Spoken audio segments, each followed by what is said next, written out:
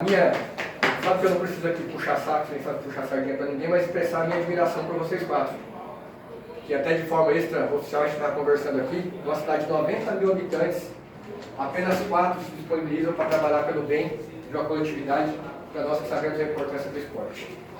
Com relação ao processo em si, eu vou entrar em alguns méritos, alguns pormenores aqui, e já dizer que não é nada pessoal contra ninguém, até porque eu respeito a todos, gosto de todos.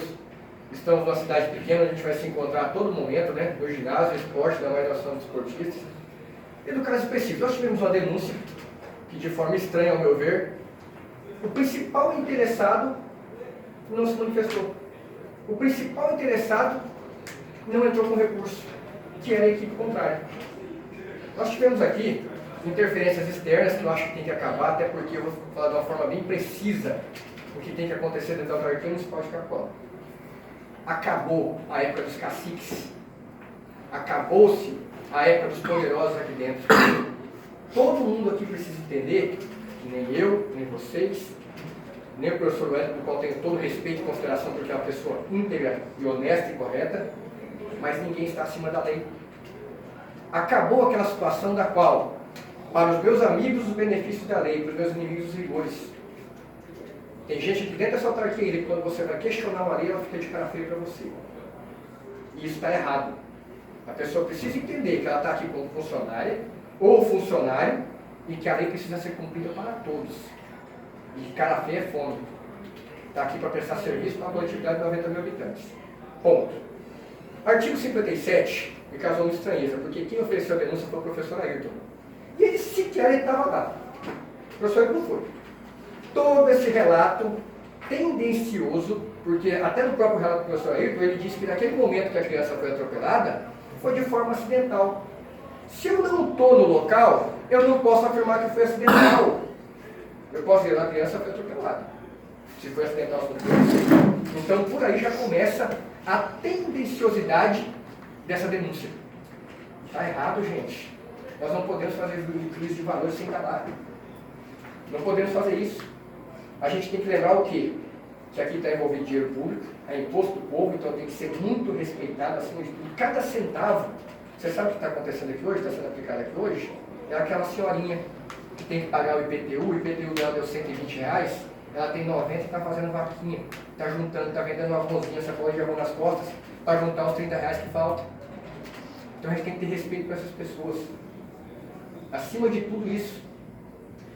A decisão de primeira instância, governança da qual eu tenho todo o respeito do presidente, de uma única situação geraram 4 decisões. A primeira, a equipe perdeu o mando de 3 partidas e mais os 3 pontos. O árbitro foi punido, o Irineu, e a decisão me chamou muita atenção, de forma correta a aplicação do que foi aplicado para o árbitro. Ele foi condenado por inércia e negligência. Olha só, aqui, a partir desse momento dessa condenação, a gente já vai entender o que tem que ser julgado a favor da equipe. O terceiro, o técnico. O Wagner foi punido porque supostamente o que ele teria feito? Desobedeceu com ordem do árbitro. Mas já vou até entrar nessa consideração inicial. Quem é o técnico para poder desobedecer uma ordem? Mais uma vez o árbitro errou. E o Wagner não pode ser punido. Por quê? Sai? Não, não vou sair. Amarelo, vermelho, tome punição. Eu não posso aqui punir um cara porque ele verbalmente desobedeceu a punição. O que eu tinha que ter feito com ele? A lei determina, cartão amarelo, cartão vermelho, não quer punir. Acabou. A punição é meramente administrativa, não tinha que chegar à esfera de julgamento. Entendeu, gente? É muito simples isso. E por último, o atleta Gleison foi punido pela questão da tornozeleira. Vamos lá. Proibição do atleta. Gente, essa equipe ela só poderia perder os pontos em 2 hipóteses aqui. 2 não, devia ter mais, 3. A primeira delas, a justiça comum ou federal proibia ele de ser inscrito ou de jogar no campeonato? Fui lá em Paraná. Perguntei para o juiz federal e peguei o processo e perguntei o que o meu cliente pode ou não fazer. Aí ele respondeu de forma escrita, está aqui, ó. Proibição de ingresso da terra indígena 7 de setembro. O campo não é na terra indígena. Proibição de contato com indígena 7 de setembro. Se tinha algum indígena lá, ninguém se manifestou. Proibição de entrar em contato a uma distância de 500 metros com a senhora tal, que eu não vou dizer o nome aqui porque não é o caso. Se essas moças estavam entrando no campo, isso é questão das comunicações federal, não tem nada a ver com a autarquia. E proibição de exercer atividade de exploração ilegal de produtos florestais. Gente, achem aqui onde o juiz federal proibiu esse rapaz de jogar bola e praticar esporte. Não tem. Ponto. Primeiro caso. Então vamos chegar na bendita tornozeleira. Segundo ponto aqui. A proibição do regulamento. Vamos para o artigo 12 do regulamento, que a gente vai entender a forma pela qual esse rapaz não poderia jogar no campeonato. Artigo 11. Artigo 12. Os atletas que estão cumprindo pena disciplinar de suspensão pela ANEC poderão ser inscritos à competição, mas ficam proibidos de participar das partidas até que seja cumprida a pena. Esse rapaz nunca veio aqui antes. É a primeira vez. Por que ele estaria proibido? Por que a equipe não poderia colocar ele para jogar?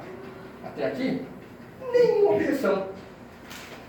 Quando a gente pega lá o artigo 27 traz os documentos que tem que ser apresentado para ele jogar. Ele apresentou todos, questionando quanto a isso, ele estava correto em jogar. E a perca de ponto, outro artigo interessante, o artigo 43, que é o que poderia justificar a perca de ponto. Vamos ler o artigo 43.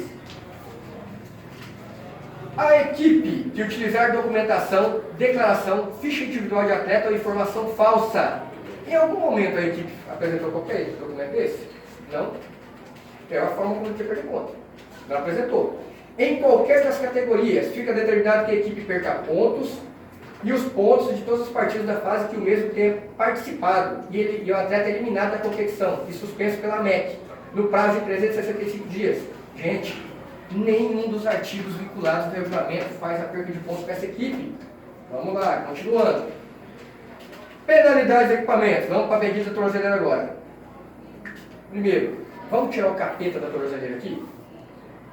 Vamos exorcizar a tornozeleira? Porque todo mundo está achando que a tornozeleira é bicho de sete cabeças. E o próprio artigo de lei que está dizendo aqui, ele equipara a tornozeleira a uma aliança.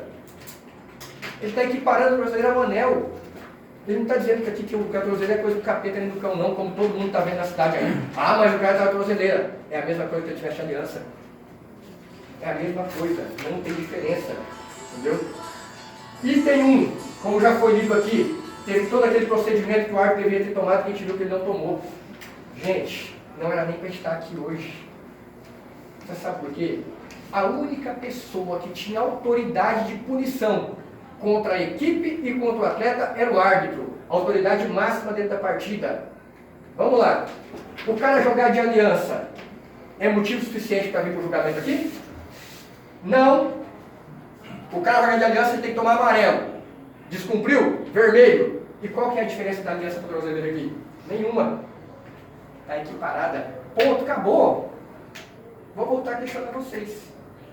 O cara jogar com a correntinha de ouro é motivo para ele vir aqui para ser julgado aqui? Não. Isso é punição? Isso é punição do árbitro. Quem tem esse poder de punição é o árbitro. Mas ninguém. O nosso ordenamento jurídico brasileiro, ele proíbe que a pessoa seja punida duas vezes.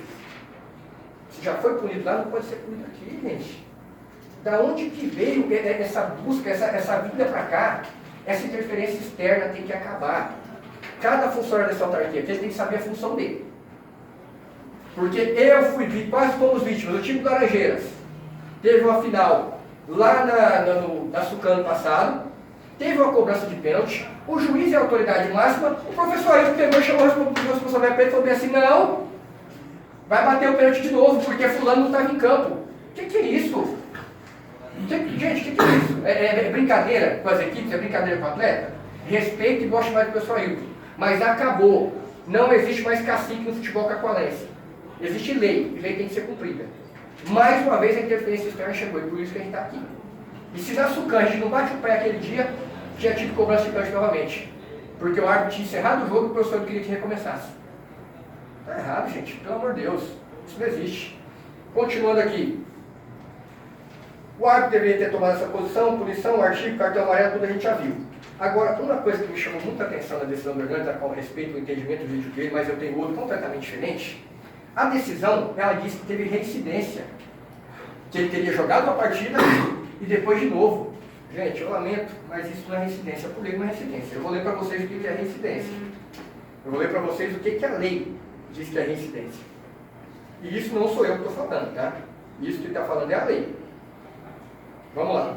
A reincidência pressupõe uma sentença condenatória transitada em julgada pela prática de crime. A reincidência somente quando o novo crime é cometido após a sentença condenatória transitada no campanha de recurso. Vamos lá. Primeira súmula do árbitro. Ele jogou, tá aqui. Teve julgamento? Não teve. Precluiu o direito de condenação. Ponto. Teve um novo julgamento agora foi julgado. Né? E vai ser absolvido porque já não podia mais ser condenado. Porque já tinha passado o prazo também. Está precluso 2 vezes. Não existiu reincidência. Se eu venho hoje aqui, furto essa caneta dele, furtei, peguei a caneta dele, levei embora. A polícia me pegou. Me levaram para a delegacia. E como a nossa lei é safada, sem vergonha, a polícia está registrando de ocorrência e o furtador já está na rua. Eu vejo ele de novo, falo, agora me passa o relógio, tá aí. Furtei o relógio dele. Ele é reincidente? Não é. Não é. Para ter reincidência, primeiro tem que ter uma sentença condenatória. Enquanto não tiver, não existe reincidência. Então, no processo em tela, não tem que se falar em reincidência. Vamos lá. O atleta, por si, artigo 57, 8º, ele não pode mais ser punido.